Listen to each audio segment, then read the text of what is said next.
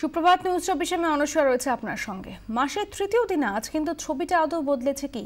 মাসের প্রথম দিন থেকে যেভাবে ব্যাংকের বাইরে, এটিএম এর বাইরে হত্যে দিয়ে মানুষ দাঁড়িয়েছিলেন, কোথাও সেই চিত্রটা মাসের তৃতীয় দিনে এসে সাধারণ গ্রাহক কিছুটা কি সুরহার মুখ দেখতে পেলেন?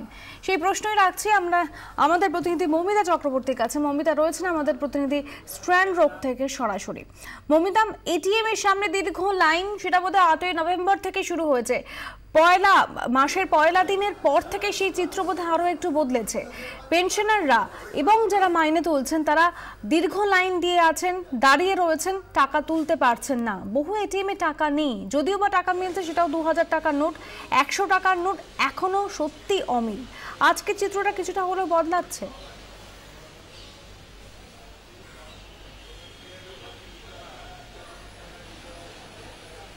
অনুষ্কা, দেখো তুমি যেমনটা বললে সেক্ষেত্রে কিন্তু বলতেই পারা যায় যে আজকে মাসের 3 তারিখ, কিন্তু চিত্র কিন্তু সব জায়গায় একই রকম। তার কারণ শহরের বেশিরভাগ এটিএম এখনো পর্যন্ত কিন্তু সেখানে টাকার জোগান নেই, বা টাকা পাওয়া গেলেও সেখানে 2000 টাকার পাওয়া যাচ্ছে। কিন্তু যে এটিএম এর সামনে আমি এই মুহূর্তে দাঁড়িয়ে রয়েছি, এসবিআই এর মেন ব্রাঞ্চের এটিএম, সেখানে কিন্তু 100 টাকা এবং 500 টাকার নোট মিলছে। আর মিলছে বলেই লাইন কতটা লম্বা সেটা কিন্তু একবার দেখাতে চাইবো। সবে সকাল 8টা, এবং 8টা বাজার সঙ্গে সঙ্গে তার আগে থেকেই আমরা সকাল 6:30 থেকে এখানে রয়েছি। যেমনটা লক্ষ্য করা যাচ্ছে যে লাইন কিন্তু ক্রমশ বাড়ছে। তার কারণ খুব স্বাভাবিকভাবেই এই মুহূর্তে সকলের কাছে একটাই খবর, সব থেকে বেশি বোধহয় ইম্পর্টেন্ট, যে কোন এটিএম এ গেলে টাকা পাওয়া যাবে এবং প্রয়োজনের টাকা তোলা যাবে, এবং তা যদি খুচরোই পাওয়া যায় তাহলে বোধহয় সেটা সবচেয়ে ভালো। তার কারণ 2000 টাকার নোট নিয়ে যে সমস্যা, সেই সমস্যায় পড়তে হচ্ছে সকলকেই। আপনার অফিস কি এখানে? না, আমি আন্দামানের লোক। আপনি 100 টাকার নোট এখানে পাওয়া যাচ্ছে শুনে এসেছেন নাকি এমনি? আমি শুনে এসেছি 100 টাকার নোট পাওয়া যাচ্ছে। এর আগে অন্য কোনো এটিএম থেকে টাকা তুলতে পেরেছেন? না, আমি চাইনি অন্য কোনো। দেখো কয়েকজন বেরোচ্ছে, 100 টাকার নোট তুলতে পারলেন? না, পারলাম না। না, তুলতে পারলাম। 100 টাকা পাননি? না। নোট পেলেন এখানে? 2000 টাকা। আর 500 টাকা? হ্যাঁ, 500 টাকা। উনি 2500 টাকা তুলতে এসেছিলেন, তাই খুব স্বাভাবিকভাবে 2000 আর 500 টাকার নোট পেয়েছেন। কিন্তু অনেকে আবার এটারও একটা পথ বার করে নিয়েছেন, যাদের দরকার তারা কিন্তু 1900 টাকা পাঞ্চ করছেন, এবং 1900 টাকায় 100 টাকার নোট বা 500 টাকার নোটে পাচ্ছেন। আরো একবার দেখাতে চাইবো যে লাইনটা যদি দেখো, সেই লাইন কিন্তু এখানে বেশ বড় হচ্ছে। তার কারণ যেমনটা বললাম, অবশ্যই এখানে 100 টাকা এবং 500 টাকার নোট অ্যাভেলেবেল, তাই মানুষ কিন্তু এখানে আসছেন টাকা তোলার জন্য। মৌমিতা, একটা বিষয় বোধহয় একটুখানি গ্রাহকরা তারাও নিশ্চিন্ত হবেন, অ্যাটলিস্ট 500 টাকার নোট পাওয়া যাচ্ছে। কিছুদিন আগে পর্যন্ত 500 টাকার নোটও প্রায় এটিএমে মিলছিল না, কিছু কিছু এটিএমে মিলছিল, কিন্তু বেশিরভাগ ক্ষেত্রে সেই 2000 টাকা। 500 টাকার নোট মেলাতে তাও কিছুটা সুরাহা হবে।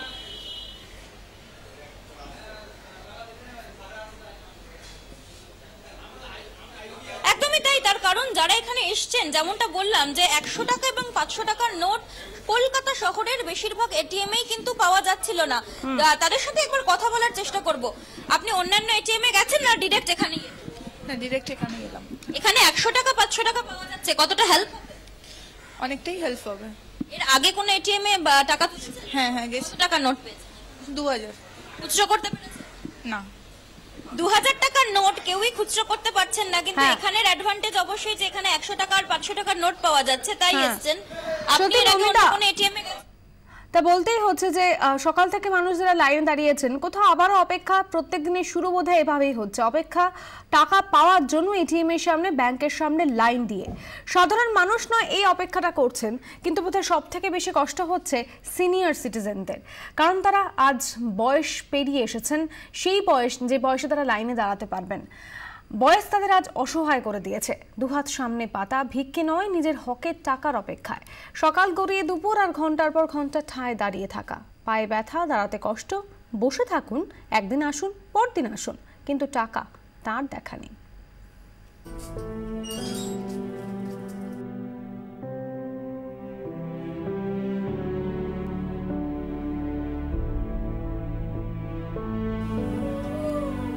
ক্লান্ত দেহে ব্যর্থ মনে ফেরা, মা শয্যাশায়ী। সেরিব্রাল অ্যাটাকের পর এখন বিছানাবন্দি। তাঁরই পেনশনের টাকায় মূলত সংসারের খরচ খরচা চলে, সেই টাকাই অমিল। পোস্ট অফিসে তখন বিশাল ভিড়। সবার মাঝে ছিলেন তপন রায়ও। মা শয্যাশায়ী হয়ে পড়ার পর থেকে তিনি তুলে আনেন পেনশন। একবার নয়, বারবার যাচ্ছেন, ফিরে আসতে হচ্ছে পেনশন না পেয়ে। এখনই যদি টাকা না পাওয়া যায়, ওষুধ আসবে কোথা থেকে? চিন্তায় রায় পরিবার। খরচায় মার পেনশন আর আমি টুকটাক করি দুজনে মিলে, তো সেটা এবার আটকে যাওয়াতে আমাদের তো ভীষণ বিপদের মধ্যে চলছি। 15,000 টাকা চিকিৎসা খরচ আছে, বুঝতে পারছেন? তো সেইটা এবার যদি আটকে যায়, এই টাকাটা আমি কোথা থেকে পাবো?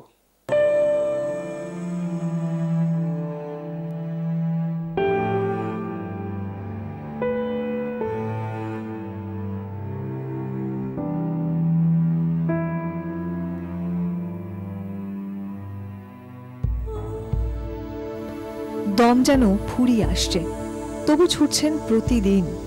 74 বছরের আশিস কুমার দাস নিজেও ছিলেন পোস্টমাস্টার, আর আজ পোস্ট অফিসের দরজায় রোজ পেনশনের জন্য ঘুরছেন। পোস্টমাস্টার ছিলেন, কিন্তু তখনকার দিনে তো মায়নাগুড়ি বেশি ছিল না। যাই পেনশনটার সঙ্গে খুব যাই মোটামুটি পান। খালি হাতে কোনো দিন মানে টাকা পাচ্ছে না। আমাদের এবার ডাক্তার খরচাই মাসে বোধ হয় 15,000 টাকা মতো লাগে। ঘরে স্ত্রী, 3 মেয়ে, সংসার খরচের প্রায় সবটাই চলে তাঁর পেনশনের টাকায়। দায়িত্ব অনেক। মেয়ের হার্টের সমস্যাও চিন্তা বাড়িয়েছে। খুব হ্যারাসমেন্ট হচ্ছে এই বুড়ো বয়সে। আমি মাঝে মাঝে আমার একটা এপিলেপসি, অনেক ধরনের এপিলেপসি আছে, তো আমি এক ধরনের এপিলেপসি পেশেন্ট। আমার পড়ে গিয়ে অজ্ঞান হয়ে এই ধরুন 2-3 মিনিট আমি অজ্ঞান হয়ে থাকি। আবার স্লিপ কোন সময় হয়ে যাবে হঠাৎ, যার জন্য বড় মেয়ে আমার সঙ্গে যায়। শুধু এই দুটি মুখী তো নয়, এদের মতোই অবস্থা বহু ঘরে। সংসারের টাকা তো পরের কথা, কারোর বাইপাস সার্জারি হয়েছে, কারোর কিডনি অচল, কেউ বা এরকম শয্যাশায়ী। এদের পেনশনের টাকা কিভাবে পাওয়া যাবে? এখন লাখ টাকার প্রশ্ন সেটাই। কুণাল গাঙ্গুলির সঙ্গে প্রীতম দে, 24 ঘন্টা।